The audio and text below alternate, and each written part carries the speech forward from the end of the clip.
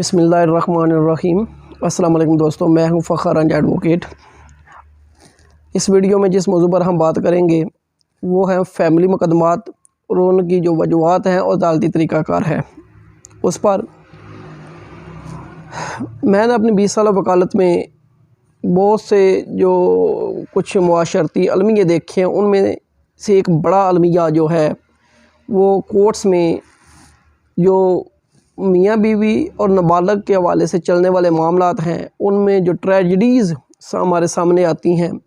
लेकिन हम सब जो भी हम मुल्की सियासत और निज़ाम पर तो हर वक्त बात करते रहते हैं, उसको तो शायद हम तब्दील कर सकें या ना कर सकें। लेकिन मेरे ख़्याल में जो ये मुआशरती अलमिये हैं, मसाइल हैं, इनकी तरफ हमें आपस में बात करनी चाहिए और इनके हल की तरफ बहस मुबासा होना चाहिए कि ये किस तरह होगा। हमें इस पर गौर करना होगा। ये मियाँ बीवी के झगड़े और ये जो बच्चों की हालत ज़ाहिर होती है, इसकी क्या वजह बनती है? झगड़े किस रिश्ते में नहीं होते? मियाँ बीवी को भी ये समझना होगा कि जहाँ रिश्ता है वह झगड़ा है।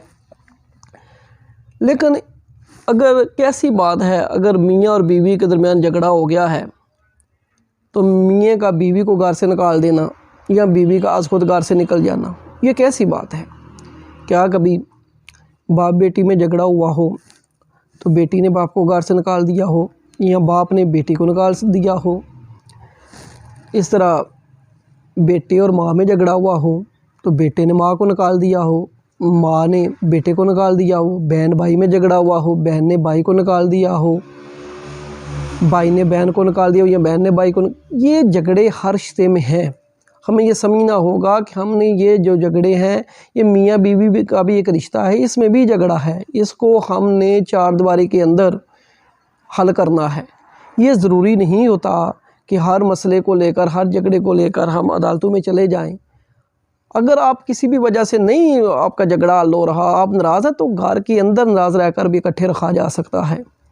ये समझना होगा, बजाय इसके कि हम तमाशा लगाएं और दूसरों को भी इस तमाशे की तरगीब दें।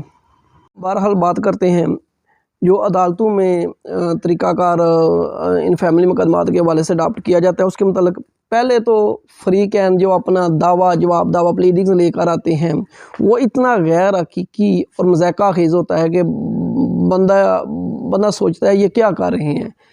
जब भी बीवी ख़र्चे का केस लेकर आती है तो मर्द का वो जो माना आमदन है, वो इवन जो पाकिस्तान में रह रहा है उसके लाखों में ही लिखाएंगे कि ये लाखों में ही है। जो उसका सामान जेज़ है, वो सामान जेज़ अगर 5 लाख का है, वो तो 15 लाख 20 लाख की लिस्ट बनाकर पेश करेगी।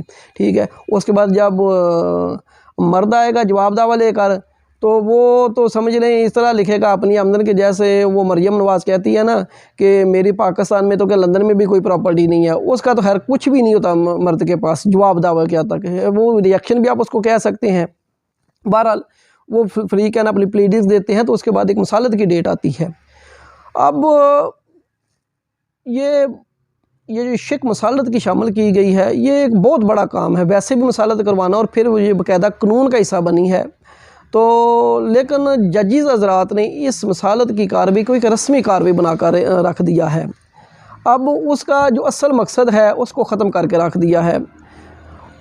जजेस कोई ज़ाती दिलचस्पी नहीं लेते मसालत का। हाँ जी, मसालत इन दोनों को लहदा बैठाएं जी उधर, ठीक है जी। अब वो एक साथ कमरा बना हुआ, उसमें कोई 10-12 जोड़े बैठे होते हैं। वो बाज़ के तो रिश्तेदार भी बीच में मुदाखलत कर रहे होते हैं उधर, ठीक है। किसी का मामा साथ गया हुआ है, किसी का चाचा गया, किसी की मामा गई है, कोई पता नहीं कोई अजीब सी उधर पोजीशन होती है, ना कोई माहौल होता है मसालत कराने वाला।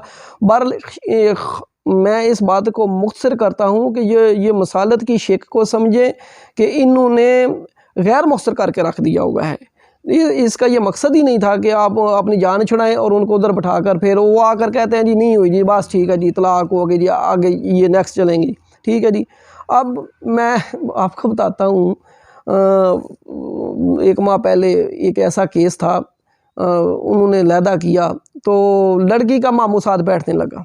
हाँ वो मेरा मुंशी थोड़ा सा उसके साथ गर्मा गर्म हो गया। मैंने उसको समझाया, मैंने उसको लहदा किया, मैंने मामू जान को समझाया। मैंने कहा सर अभी ये मियाँ बीवी हैं, अदालत ने इनको मसालत का टाइम दिया है, यकीनन आप भी यहीं चाहेंगे कि इनकी मसालत हो जाए। वो मामू था कि ये तो नहीं कह सकता था, वरना चाह वो जो भाई साहब रहे थे वो मुझे नज़र आ रहा था, वो मुझे ये तो नहीं कह सकता था कि मैं नहीं इनकी मसालत चाहता। मैंने उसको समझाया कि अभी तक वो मियाँ बीवी हैं, उनको बात करने दे।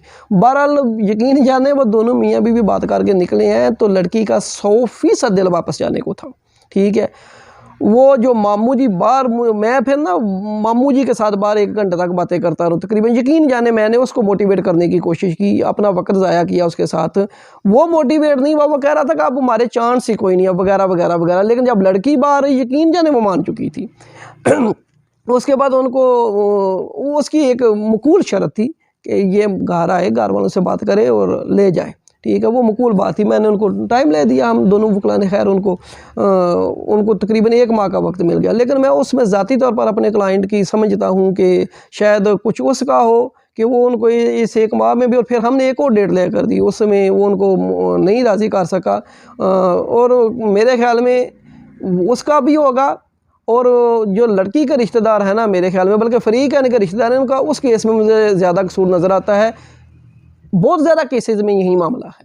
पहले तो लड़की लड़का है, उसके बाद जो उनके रिश्तेदार हैं वो भी क्या कमाल कर रहे हैं। अब उसके बाद स्टेज आ जाती है फ़रीक़ैन की शहादत की, जो कि फ़रीक़ैन ने अल्फ़ देनी होती है। ठीक है, अब हमारे को कुछ दोस्त कहते हैं कि वकला अदालतों में झूठ बोलते हैं। वो एक अलहदा वीडियो में मैं बताऊंगा कि अदालतों में झूठ कौन बोलता है। इस बात को इधर शार्ट ही मैं रखता हूँ। अब वो जो उन्होंने अपने दावा और जवाब दावा में झूठ बोले होते हैं, उसको अल्लाह पर उधर उधराते हैं और ये नहीं समझते कि आखिर में क्या निकाल देंगे इतने झूठ बोलकर। खैर वो भी स्टेज गुजर जाती है, ख़र्चा मुकर्रर हो जाता है। इस ट्रायल के दौरान किसी केस में 6 माह लगते हैं, किसी में साल, किसी में 3 माह। बाकायदगी इसके साथ ख़र्चे का तो मुतालबा किया जाता है, जी ये ख़र्चा नहीं दे रहा है तो इतना दे रहा है। उसके बाद फ़ैसले के बाद भी यही सूरत रहती है। बड़ा जज्बाती मौलवी होता है, जी ये इसकी अखलाकी, कानूनी और वो अपना मजहबी ज़िम्मेदारी है।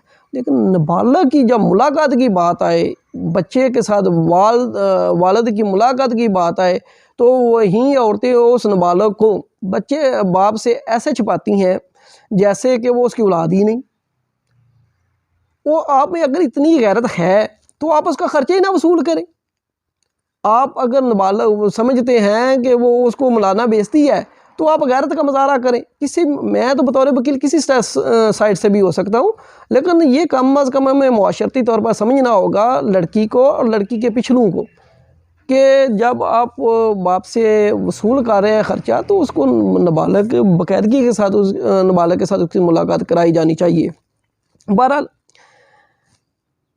अगली स्टेज आ जाती है कि चले वो तो नहीं करा रहे, अदालत का क्या हुक्म है। अब वो कस्टडी की एप्लीकेशन दे लें जनाब, तो अदालतों का, जजेस का एक रट्टा रटाया हुक्म है आर्जी कस्टडी के हवाले से। माहाना 1 महीने पर 1 महीने के बाद 2 घंटे की मुलाकात होगी। कहाँ होगी? बाप अपने बच्चे से मुलाकात करेगा 1 महीने बाद। कितना टाइम? 2 घंटे। किस जगह? अदालत में। अंदाज़ा करें कानून की इससे ज़्यादा और रिश्तों की इससे ज़्यादा इंसल्ट क्या होगी, जो मैं पोजीशन आपको बता रहा हूँ। अब सोचना चाहिए जजेस को, सोचना चाहिए जो वालिदैन हैं उनको, कि क्या ऐसा मुमकिन है कि कोई बाप 1 माह के बाद मिले और वो भी 2 घंटे, वो भी अदालत में। क्या बात है। यकीन जाने आप हमारे शोबे पर तनकीद होती है, लेकिन इस सारे मामले में आगाज़ से लेकर इख्तिताम तक सबसे ज़्यादा मुस्बत किरदार अगर किसी शोबे का होता है तो वो वकला हज़रात का होता है।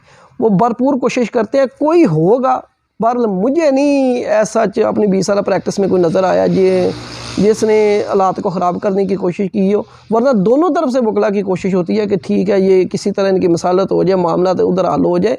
इतना बच्चों को देकर उधर ना दिल बार आता है, मामला बंदा खुद से नहीं टेंशन में चला जाता है।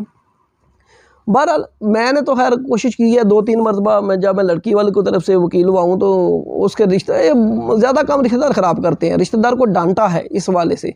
वो केसेस भी दोनों वापस चले गए, लेकिन नो प्रॉब्लम। वो जो है ना रिज़्क़ का वादा अल्लाह के पास है।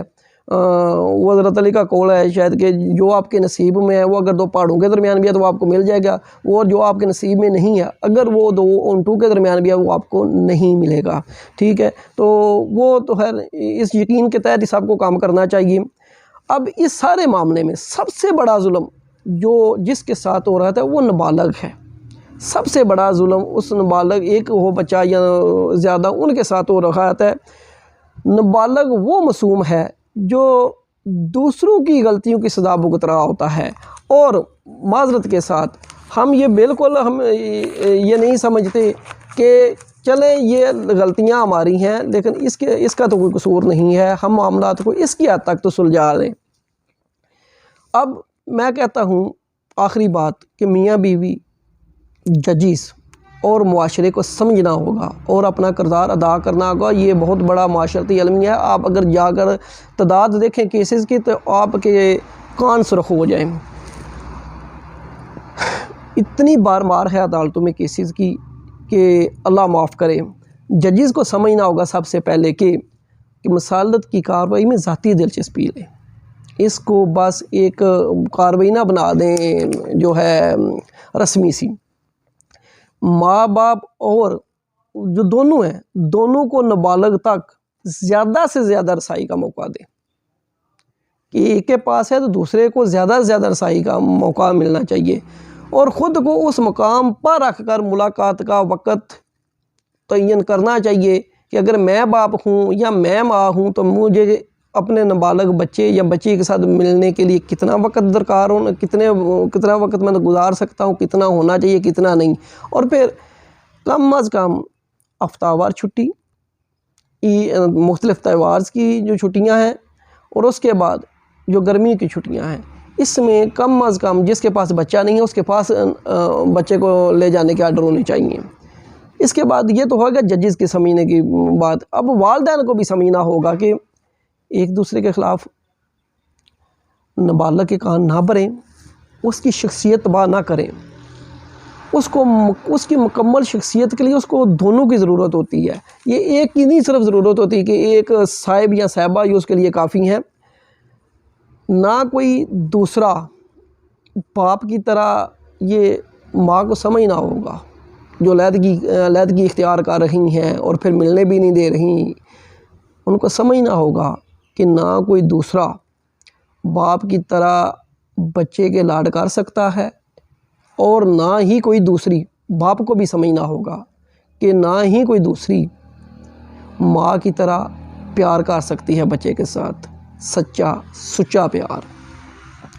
वालिदैन याद रखें कि उनकी गलतियों की सज़ा एक मासूम को भुगतना होगी। वो वीडियो बनाने का मकसद था कि शायद वो शायर कहता है कि शायद कि तेरे दिल में उतर जाए बात मेरी। इजाज़त दीजिए, अल्लाह हाफ़िज़।